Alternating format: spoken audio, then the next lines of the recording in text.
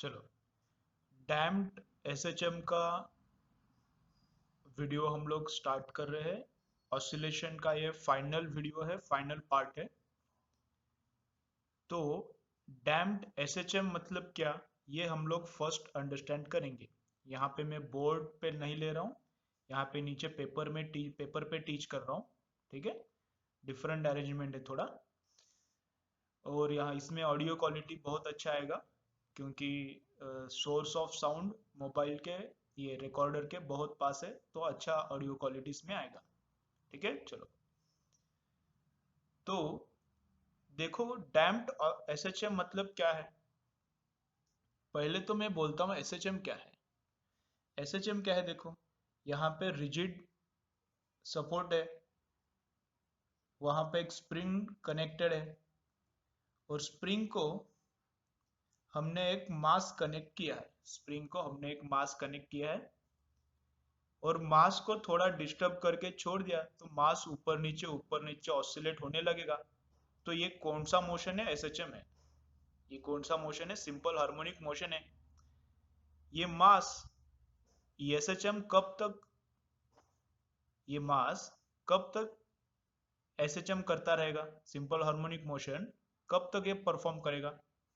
ये infinite time तक simple harmonic motion perform करेगा। जो अब तक हमने देखा है एसएचएम, वो क्या था, आइडियल एसएचएम है। जो अब तक हमने देखा सिंपल पेंडुलम, जो देखा spring pendulum, 2 pi root m/k, 2 pi root L/G वाला वो सिंपल पेंडुलम देखा, वो सब क्या थे, वो सब आइडियल पेंडुलम्स थे। आइडियल पेंडुलम या फिर आइडियल एसएचएम था। आइडियल मतलब क्या था, आइडियल मतलब वहां पे कुछ फ्रिक्शन वगैरह कुछ भी नहीं था। तो उसका मतलब क्या है कि एक बार मोशन स्टार्ट हो गया, उसका मतलब ये है कि अगर एक बार मोशन स्टार्ट हो गया तो वो मोशन रुकेगा ही नहीं, वो मोशन चलता ही रहेगा, चलता ही रहेगा, चलता ही रहेगा। लेकिन रियल लाइफ में ऐसा होता है क्या, रियल लाइफ में क्या होता है, यहाँ पे स्प्रिंग है और स्प्रिंग के नीचे मास है, मास को खींच के हमने छोड़ दिया, मास को खींच के थोड़ा ऐसा नीचे खींच के हमने छोड़ दिया, तो मास ऐसा एसएचएम परफॉर्म करेगा, मास ऐसा एसएचएम परफॉर्म करना चालू करेगा। लेकिन रियल लाइफ में मास एसएचएम परफॉर्म करता ही जाता है, करता ही जाता है, करता ही जाता है। ऐसा होता है क्या, नहीं है। तुम लोग घर पे देखो, स्प्रिंग लो, उस पर एक मास अटैच करो और छेड़ के छोड़ो उसको। ओके, तो ये वैसा ऐसा नहीं होता रियल लाइफ में। रियल लाइफ में क्या होता है, स्प्रिंग को फ्रिक्शनल फोर्सेस रहते हैं, ये मास जो ऊपर नीचे हो रहा है इसका एयर के साथ फ्रिक्शन होता है। तो बिकॉज ऑफ दैट फ्रिक्शन कुछ देर के बाद मोशन क्या होता है, रुक जाता है। बिकॉज ऑफ फ्रिक्शनल लॉस ये मोशन कुछ देर के बाद ऐसा ऊपर नीचे उसका एसएचएम क्या होता है, रुक जाता है, स्टॉप होता है। तो इस वाली एसएचएम को बोलते हैं डैम्प्ड एसएचएम। इस वाली एसएचएम को, रियल जो एसएचएम है उसको बोलते हैं डैम्प्ड एसएचएम। और इसके पहले जो भी हमने एसएचएम देखा वो क्या था, आइडियल। अगर इस मास को एक बार डिस्टर्ब किया, थोड़ा नीचे ऐसा खींच के छोड़ दिया, तो वो एसएचएम करता ही रहेगा, करता ही रहेगा, करता ही रहेगा। और कितने भी टाइम तक, इनफाइनाइट टाइम तक वो एसएचएम करेगा। वो था आइडियल एसएचएम। लेकिन यहाँ पे क्या है, इसको हमने छेड़ के छोड़ दिया तो थोड़ा टाइम तक ये एसएचएम करेगा, फिर एम्पलीट्यूड कम होगा, एम्पलीट्यूड कम होगा, एम्पलीट्यूड कम होगा, कम होगा, कम होगा, कम होगा, कम होगा, और रुकेगा। तो इस वाली को बोलते हैं डैम्प्ड एसएचएम। तो डैम्प्ड एसएचएम में क्या रहता है, फ्रिक्शन रहता है, विस्कस फोर्सेस रहते हैं यहाँ पे। ठीक है, चलो। तो और एक बात यहाँ पे है कि क्या, ये डैम्प्ड एसएचएम वाला पार्ट थोड़ा डिफिकल्ट है, थोड़ा डिफिकल्ट है। और इस पे जेई और नीट में ज़्यादा न्यूमेरिकल्स इस पे नहीं आते। तुम लोग एररलेस भी ओपन करो या फिर कौन सा भी एमसीक्यू का बुक ओपन करके देखो, इस पे ज़्यादा न्यूमेरिकल्स नहीं है, क्योंकि एग्जाम में भी नहीं आते। थोड़ा ये डिफिकल्ट जाएगा। जिनको समझता है ये पार्ट, वही लोग ये पार्ट करे। अगर नहीं समझता तो कोई प्रॉब्लम नहीं, इतना पार्ट छोड़ दो, थोड़ा ये डिफिकल्ट लग सकता है। ठीक है, चलो। बाकी एसएचएम का ये पार्ट छोड़ के बाकी एसएचएम पूरा सिंपल है। इतना पार्ट में थोड़ा तुमको डिफिकल्टी लग सकता है, लेकिन 2 बार वीडियो देखो, 3 बार वीडियो देखो, उसके 2-3 बार देखने के बाद क्या हो जाएगा, इजी लगना चालू हो जाएगा। ठीक है, चलो तो अभी स्टार्ट करते हैं हम लोग।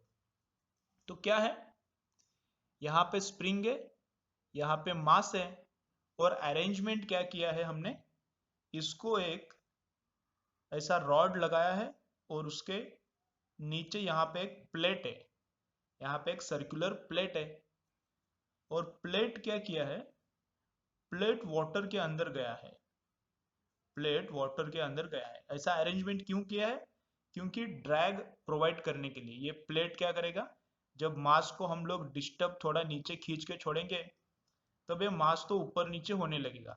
लेकिन यहाँ तक जो सिस्टम है, इधर तक जो सिस्टम है मास तक, उसको हम लोग क्या कंसीडर करते हैं, आइडियल। अब तक हमने क्या कंसीडर किया है, यहाँ तक जो सिस्टम है वो आइडियल है। तो इसको डैम्प करना है, इसको डैम्प करना है मतलब ड्रैग करना है, विस्कस फोर्स या फिर फ्रिक्शनल फोर्स यहाँ पे प्रोड्यूस करना है। तो इसके लिए हमने क्या किया है, इस मोशन को थोड़ी देर के बाद रुकना पड़ेगा। तो इस मोशन को थोड़ी देर के बाद रुकने के लिए, उससे एनर्जी कॉन्स्टेंटली निकालने के लिए हमने क्या किया है, हमने ये ऊपर का पूरा सिस्टम तो आइडियल एज्यूम किया है, हमने ये ऊपर का पूरा सिस्टम तो आइडियल एज्यूम किया है। तो जो भी एनर्जी, जो भी ड्रैग है वो कहाँ पे है, यहाँ पे है। तो यहाँ पे एक रॉड है और प्लेट है, सर्कुलर सर्कुलर प्लेट। जैसे मास ऊपर नीचे होगा वैसे सर्कुलर प्लेट भी वाटर में ऊपर नीचे होगा। ठीक है, तो वाटर इस सर्कुलर प्लेट पे फ्रिक्शनल फोर्स लगाता है, उसको हम लोग बोलते हैं विस्कस फोर्स। और because of that viscous force इस मास का एम्पलीट्यूड कम होता है। पहले क्या करता है, ये फास्ट बड़ा एम्पलीट्यूड देता है, फिर छोटा छोटा छोटा छोटा, एम्पलीट्यूड कम होता है कम होता है कम होता है कम होता है कम होता है, फिर रुक जाता है। ठीक है, चलो तो अब इस मास पे कौन कौन से फोर्सेस है, अब इस मास पे कौन कौन फोर्सेस है। तो पहला तो है अपना स्प्रिंग का फोर्स, पहला तो कौन सा है, अपना स्प्रिंग का फोर्स। तो स्प्रिंग का फोर्स कैसे रहता है, स्प्रिंग का फोर्स रहता है F is equal to minus k x. Spring का फोर्स कैसे रहता है, F is equal to minus k x. Spring का है इसलिए यहाँ पे मैंने क्या लिखा है, स्प्रिंग का है इसलिए यहाँ पे मैंने एफ एस लिखा है। और स्प्रिंग का फोर्स कैसे रहता है, F is equal to minus k x. K क्या है, स्प्रिंग कांस्टेंट है, और एक्स क्या है, displacement in the spring, extension in the spring. Spring कितने से कॉम्प्रेस होता है या फिर स्प्रिंग कितने से इलोंगेट होता है, वो है एक्स। तो ये स्प्रिंग का फोर्स, ये है मास पे है। दूसरा फोर्स भी मास पे है, तो दूसरा फोर्स मास पे क्या कौन लगाता है, वाटर, वाटर लगाता है ड्रैग का फोर्स। तो उसको हम लोग बोलेंगे एफ डी, ड्रैग का फोर्स को, डैम्पिंग फोर्स को हम लोग बोलेंगे एफ डी। तो वो किसको प्रोपोर्शनल रहता है, वो प्रोपोर्शनल रहता है वेलोसिटी को। वो किसको प्रोपोर्शनल रहता है, वेलोसिटी को। और प्रोपोर्शनलिटी कांस्टेंट भी है, और डायरेक्शन उसका उल्टा रहता है इसलिए माइनस। डायरेक्शन उल्टा मतलब जब मास को नीचे जाना है, जब मास को नीचे जाना है तब ये ड्रैग क्या करता है, ऊपर पुश करता है। जब इसको नीचे जाना है तब ये ड्रैग ऊपर जा बोलता है, और जब इसको ऊपर जाना है तब ये ड्रैग क्या बोलता है, नीचे खींचता है। मतलब ये प्लेट, ये जब ऊपर जाएगा तो प्लेट भी ऊपर जाएगा, ये जब ऊपर जाएगा तब प्लेट भी ऊपर जाएगा। तो प्लेट ऊपर जाते वक्त ये क्या करता है, ये वाटर क्या करेगा, उसको अपोज करेगा। अपोज करेगा इसलिए ऊपर जाने को नहीं देता, नीचे आता है, ये नीचे आने का ट्राई करता है तब नीचे भी आने नहीं देता। तो इसलिए फोर्स क्या है, माइनस है। इसलिए फोर्स का डायरेक्शन क्या है, माइनस है। मतलब क्या, अगर इसका वेलोसिटी डाउनवर्ड है, अगर इस मास का डाउनवर्ड रहेगा तो इसका भी डाउनवर्ड रहेगा। अगर ये डाउनवर्ड जाना चाह रहा है तो ये विस्कोसिटी का फोर्स क्या है, इसको कैसा फोर्स लगाता है, ऊपर लगाता है, इसलिए तो रुक जाएगा। नहीं तो ये फोर्स भी नीचे रहेगा तो नीचे जाते रहेगा, नीचे जाते रहेगा ना। तो यहाँ पे विस्कोसिटी का फोर्स, ये जब नीचे जा रहा है, मास जब नीचे जाने का ट्राई करता है तब विस्कोसिटी का फोर्स क्या रहता है, ऊपर। और मास जब ऊपर जाने का ट्राई करता है तब विस्कोसिटी का फोर्स क्या रहता है, नीचे। इसलिए एफ डी और वेलोसिटी का डायरेक्शन माइनस अपोजिट है, इसलिए यहाँ पे क्या आता है, minus. F D drag force और वेलोसिटी, इन दोनों का ड्रैग फोर्स और वेलोसिटी, इनका डायरेक्शन अपोजिट है, इसलिए यहाँ पे माइनस आता है। स्प्रिंग में माइनस क्यों आता है वो तुमको पहले से पता है, वहां पर भी वही होता है। ये स्प्रिंग का डिस्प्लेसमेंट और फोर्स का डायरेक्शन अपोजिट रहता है, इसलिए वहां पर भी माइनस आता है। तो अब इस मास पे टोटल फोर्स कितना है? अब इस मास पे टोटल फोर्स कितना है? एक तो एफ एस है स्प्रिंग का, प्लस एक तो एफ डी है ये डैम्प्ड का, तो दो फोर्सेस है।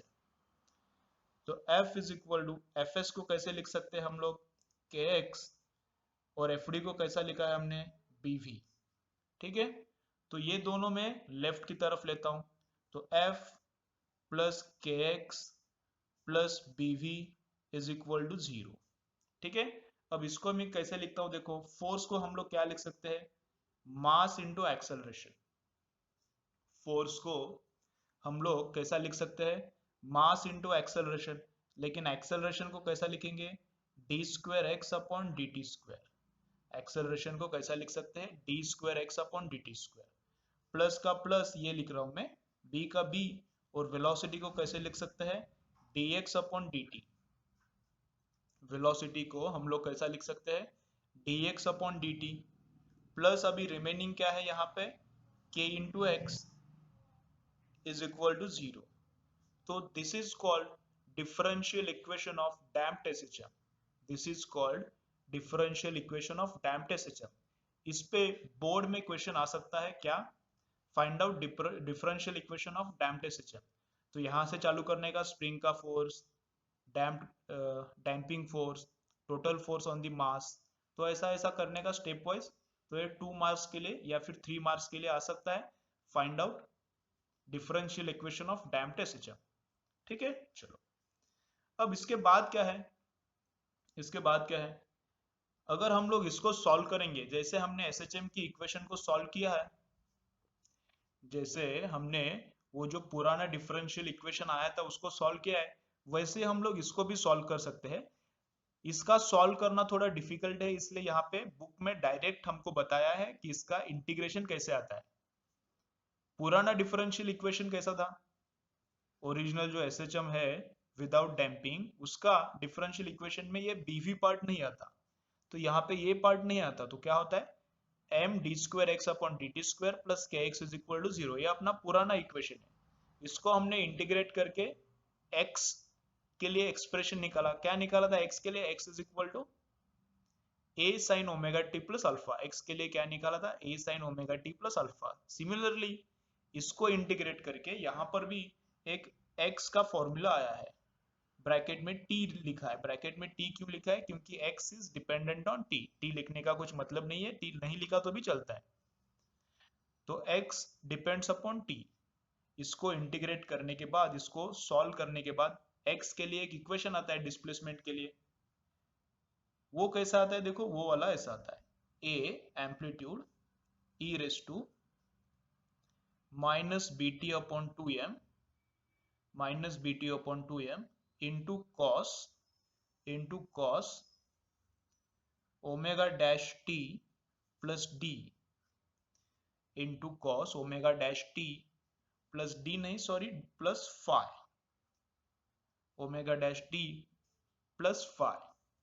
तो ए क्या है? इसको इंटीग्रेट करने के बाद ये आता है। तो ए क्या है? एम्पलीट्यूड है। E raise to minus B T upon 2m आता है। तो बी क्या है? ये डैम्पिंग वाला कांस्टेंट। टी तो टाइम है, और एम क्या है? Mass of the object performing damped SHM. और यहाँ पे क्या है? Cos omega dash T plus phi. ठीक है, तो यहाँ पे एम्पलीट्यूड क्या है? ये वाला जो दिख रहा है कॉस के बाजू में, ये वाला कॉस के बाजू में जो ऐसा दिख रहा है, ये वाला है एम्पलीट्यूड, जिसको मैंने बॉक्स किया है। ये वाला पार्ट क्या है? एम्पलीट्यूड। लेकिन एम्पलीट्यूड जनरली क्या रहता है? वो लास्ट हमारा एसएचएम हुआ था, उसका एक्स का इक्वेशन क्या आया था वो मैं इधर लिखता हूँ। जो डैम्प, जिसमें डैम्पिंग नहीं रहता, जिस एसएचएम में डैम्पिंग नहीं रहता, उस एसएचएम में एक्स का इक्वेशन क्या आता है? ए साइन आएगा या फिर कॉस आएगा, कुछ भी आ सकता है। Sign omega T plus alpha ऐसा आया था। ठीक है ना? तो यहाँ पे साइन के कॉस भी आ सकता है। यहाँ पे जो साइन या फिर कॉस के बाजू में रहता है वो एम्पलीट्यूड है। यहाँ पे एम्पलीट्यूड कांस्टेंट है। एम्पलीट्यूड कांस्टेंट है मतलब जो ये मास ऊपर 5 सेंटीमीटर जाएगा, नीचे 5 सेंटीमीटर जाएगा, ऊपर 5 5 5 5 5 5 5 5, ऐसा उसका एसएचएम चालू है। हमेशा वो ऊपर 5 जाते रहेगा, बीच में आएगा, वापस नीचे 5 जाएगा। 5 मतलब उसका एम्पलीट्यूड है, मैक्सिमम डिस्प्लेसमेंट। तो ऊपर 5 नीचे 5, ऊपर 5 नीचे 5, ऐसा उसका अपना एसएचएम इनफाइनाइट टाइम तक चालू रहेगा। तो वहां पे एम्पलीट्यूड कांस्टेंट था।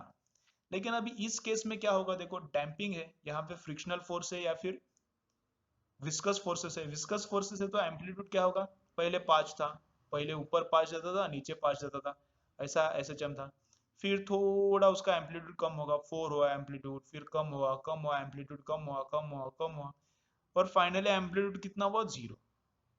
तो एम्पलीट्यूड अभी डैम्प्ड एसएचएम में वेरिएबल है।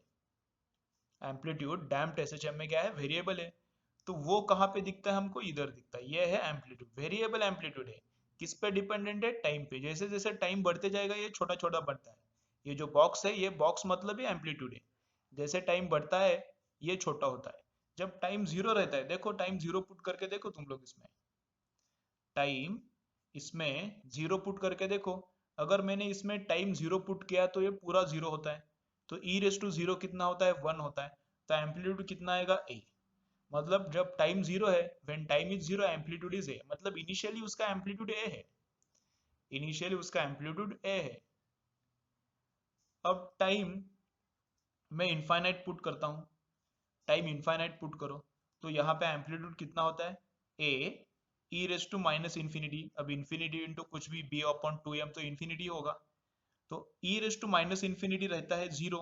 e raise to minus infinity कितना रहता है, 0 रहता है। तो a इंटू 0 कितना होता है, 0। a इंटू 0 कितना होता है, 0। इसका मतलब इनफाइनाइट टाइम के बाद इसका एम्पलीट्यूड कितना होता है, 0। मतलब पहले एम्पलीट्यूड a था, बहुत था, फिर एम्पलीट्यूड कम हुआ, कम हुआ, कम हुआ, कम हुआ, कम हुआ, मोशन स्टॉप हुआ। तो इनिशियली एम्पलीट्यूड कितना है, a, एंड फाइनली एम्पलीट्यूड कितना यहाँ पर, 0 है। ठीक है, तो ये यहाँ पे फर्क है। विदाउट डैम्पिंग में क्या रहता है, एम्पलीट्यूड हमेशा कांस्टेंट रहता है। ठीक है, चलो यहाँ पे ओमेगा कितना रहता है, यहाँ पे ओमेगा कितना था, ये जो विदाउट डैम्पिंग एसएचएम था, वहां पे ओमेगा कितना था, वो था √k/m। वो क्या था, √k/m। तो यहाँ पे जो ओमेगा डैश है, यहाँ पर जो एंगुलर फ्रीक्वेंसी ओमेगा डैश, वो कितना है, उसका फॉर्मूला है, देखो वो आता है ऐसा, √k/m माइनस b/2m। जो ये ऊपर है ना, वही है b/2m, उसका स्क्वायर, उसका स्क्वायर। ये है डिफरेंशियल इक्वेशन विद डैम्पिंग, ये है differential equation without damping. Sorry sorry, इधर नहीं है, डिफरेंशियल इक्वेशन विदाउट डैम्पिंग में भी वो भी लिखता हूँ इधर, d2x upon dt² plus k/mx is equal to 0, ऐसा ही लिखा था ना हमने। m से मल्टीप्लाई किया तो m यहाँ पे आएगा, इधर का m जाएगा। तो ये है डिफरेंशियल इक्वेशन विद डैम्पिंग। इसमें b का एक एक्स्ट्रा टर्म आता है। ये वाला है डिफरेंशियल इक्वेशन विदाउट डैम्पिंग। इसको इंटीग्रेट करने के बाद ये आता है x का इक्वेशन क्या आता है, फॉर्मूला ऐसा आता है, a sin omega t plus alpha. इसको इंटीग्रेट करने के बाद कैसा आता है, x के लिए ऐसा आता है। ठीक है, ये t का कुछ मतलब नहीं है, यहाँ पर भी xt लिखा तो चलता है, क्योंकि x यहाँ पर भी टाइम पे डिपेंडेंट है, x यहाँ पर भी टाइम पे डिपेंडेंट है, इसलिए यहाँ पे t आया है। इसको t को नहीं लिखा तो भी चलता है। तो ठीक है, तो ये डिफरेंशियल इक्वेशन को इंटीग्रेट करने के बाद x ऐसा आता है। क्या फर्क क्या है, डिफरेंशियल इक्वेशन है डिफरेंट है थोड़ा। और सेकंड क्या डिफरेंस है, यहाँ पे एम्पलीट्यूड हमेशा सेम रहता है। मतलब कितना भी टाइम होने दो, मोशन का एम्पलीट्यूड सेम रहेगा और मोशन चलता ही रहेगा, चलता ही रहेगा। यहाँ पे इनिशियली टाइम 0 पे मोशन का एम्पलीट्यूड कितना है, a है। और जैसे जैसे टाइम आगे जाएगा, मोशन का एम्पलीट्यूड कम होगा, कम होगा, कम होगा, कम होगा, और फाइनली एम्पलीट्यूड कितना होगा, फाइनली मतलब इनफाइनाइट टाइम के बाद एम्पलीट्यूड कितना होगा, 0, और मोशन खत्म हो जाएगा। यहाँ पे ओमेगा कैसे निकालने का, √k/m। यहाँ पे ओमेगा कैसे निकालने का, उसको हमने बोला है omega dash, √k/m minus b/2m का स्क्वायर। ठीक है, यहाँ पे एनर्जी कितना रहता है, यहाँ पे टोटल एनर्जी कितना रहता है? Total energy half M omega square ए square, half M omega square ए स्क्वायर। सिमिलरली यहाँ पर भी एनर्जी कितना रहेगा? वही formula, total energy half M omega, अभी डैश वाला ओमेगा डैश आएगा, omega dash square into amplitude का स्क्वायर, इंटू एम्पलीट्यूड का स्क्वायर। लेकिन एम्पलीट्यूड क्या आएगा? A e raise to minus B T upon 2m। लेकिन एम्पलीट्यूड क्या आएगा? ये वाला, ये जो बॉक्स क्या है वही तो एम्पलीट्यूड है, वो यहाँ पे आएगा। ठीक है, हाफ एम ओमेगा स्क्वायर ए स्क्वायर एम्पलीट्यूड अपना एनर्जी का इक्वेशन था, टोटल एनर्जी का। यहाँ पर भी टोटल एनर्जी का इक्वेशन वही है, ओमेगा की जगह पे ओमेगा डैश आएगा और एम्पलीट्यूड की जगह पे यहाँ का एम्पलीट्यूड आएगा। ठीक है, चलो तो अभी क्या करो, हेडिंग लिखो डैम्प्ड एसएचएम, हेडिंग लिखो डैम्प्ड एसएचएम, डायग्राम निकालो, डायग्राम निकालो, इसको बोलो स्प्रिंग फोर्स, इसको बोलो डैम्प्ड फोर्स, डैम्पिंग फोर्स, और पूरा ऐसा लिखो। ये क्या है? डिफरेंशियल इक्वेशन ऑफ एसएचएम, और पूरा ये नीचे तक लिखो। इधर स्क्रीन पॉज करो, इधर तक लिखो, पॉज किया, पूरा लिख के लो। उसके बाद ये नीचे यहां तक लिखो। ये टोटल एनर्जी का फॉर्मूला है, टोटल एनर्जी। ठीक है, कंपैरिजन के लिए ये भी लिखो साइड में, कंपैरिजन फॉर कंपैरिजन। इसका हेडिंग क्या है? ये क्या है? SHM without damping. ये वाला पार्ट को अगर तुमको हेडिंग देना है तो इसको कोप्चे में लिखो और बोलो इसको क्या? SHM without damping. और ये वाला पार्ट क्या है? एसएचएम, उसका तो हेडिंग लिखा है हमने ऊपर, एसएचएम विद डैम्पिंग। ठीक है, पूरा अच्छे से लिख के लो।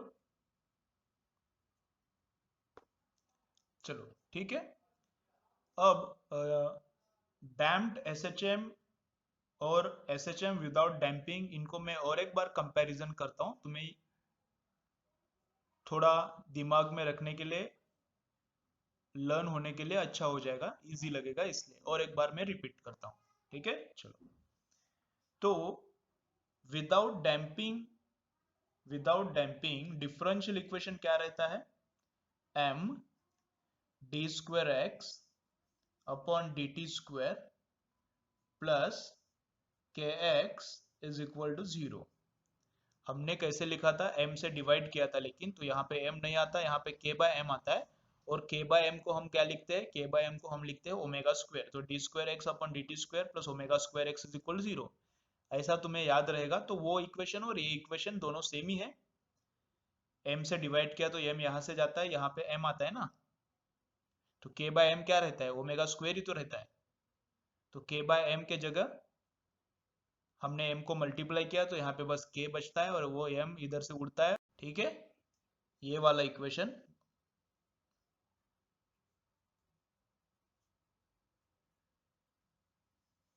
और ये वाला इक्वेशन दोनों सेम ही है। ओमेगा स्क्वायर को k बाय m लिखो और m से पूरे इक्वेशन को मल्टीप्लाई करो, यही आता है। तो ये है differential equation of SHM without damping. अब विद डैम्पिंग डिफरेंशियल इक्वेशन क्या आता है? m D square x upon d t square plus b D x upon d t plus k x is equal to 0। एक यहाँ पे extra term आता है। इसको सॉल्व करने के बाद x के लिए एक एक्सप्रेशन आता है। क्या आता है x के लिए एक्सप्रेशन? a साइन या फिर कॉस आएगा, कुछ भी आ सकता है, ओमेगा टी प्लस अल्फा। अगर साइन के जगह पे मैं कॉस लिखता हूं तो बस अल्फा चेंज होता है, बाकी कुछ फर्क नहीं पड़ता। तो इस मोशन का जो एम्पलीट्यूड है, साइन और कॉस के बाजू में जो रहता है वो रहता है एम्पलीट्यूड। इस मोशन का एम्पलीट्यूड क्या है? फिक्स है। मतलब कितना भी टाइम होने दो एम्पलीट्यूड सेम ही रहेगा। इसका मतलब कितना भी टाइम होने दो मोशन चलता ही रहेगा, चलता ही रहेगा। यहाँ पे x का इक्वेशन कैसे आता है? यहाँ पे x का इक्वेशन आता है a e raise to minus B T upon 2m। ये है amplitude, a e raise to minus B T upon 2m, ये है एम्पलीट्यूड। इनटू क्या आएगा? cos omega dash t plus five, cos omega dash t plus five. अब यहाँ पे omega को कैसे, जैसे यहाँ का इक्वेशन वैसे ही वहां का इक्वेशन, यहाँ पे एम्पलीट्यूड कांस्टेंट है लेकिन यहाँ पे एम्पलीट्यूड कांस्टेंट है क्या, नहीं है, minus e raise to minus time है, मतलब जैसे टाइम बढ़ते जाएगा एम्पलीट्यूड कम होगा एंड फाइनली एम्पलीट्यूड जीरो है। इनिशियली एम्पलीट्यूड कितना है, ए, इनिशियल मतलब टाइम जीरो पे, वो मैंने अभी कैलकुलेट करके बताया था। इनिशियली मतलब जब टाइम जीरो है तब एम्पलीट्यूड ए है, फाइनली मतलब जब टाइम इनफाइनाइट बनता है तब कितना होता है, ये एम्पलीट्यूड जीरो होता है। ओमेगा कैसे निकालने का, उसका भी फॉर्मूला अपने पास था। ओमेगा कैसा है, रूट के बाय एम, और यहाँ पे ओमेगा डैश कैसे निकालने का, root k by m minus b by two m का square, k by m minus b by two m का स्क्वायर। यहाँ पे एनर्जी कैसा, हाफ एम ओमेगा स्क्वायर ए स्क्वायर, टोटल एनर्जी। तो यहाँ पर भी एनर्जी, टोटल एनर्जी वही फॉर्मूला है, लेकिन ओमेगा की जगह पे क्या डालने का, ओमेगा डैश पुट करने का, और ए एम्पलीट्यूड की जगह पे यहाँ का एम्पलीट्यूड ये वाला, ये पूरा ब्रैकेट इधर पुट करो तो कैसा आता है, half M omega dash square ए स्क्वायर, इसका स्क्वायर कितना आता है, E raise to minus B T upon M, square करने के बाद ये 2 जाता है। तो this is energy of, total energy of the SHM, this is total energy of the SHM without damping with damping. अब क्लियर, समझ में आ रहा है, ठीक है, ठीक है। चलो, आज के लिए थोड़ा हेवी है इसलिए कम टाइम का ही लेक्चर में बना रहा हूँ। इतना पूरा अच्छे से रीड करो, अगर समझ में नहीं आता तो वीडियो वापस से देखो, थोड़ा डिफिकल्ट है पार्ट, इसलिए मैं लेक्चर का टाइम थोड़ा शॉर्ट रख रहा हूँ। नेक्स्ट लेक्चर में अपना ये चैप्टर क्लियर हो जाएगा, उसके बाद नेक्स्ट चैप्टर स्टार्ट करेंगे, ठीक है। चलो, तो नेक्स्ट लेक्चर में मिलते हैं।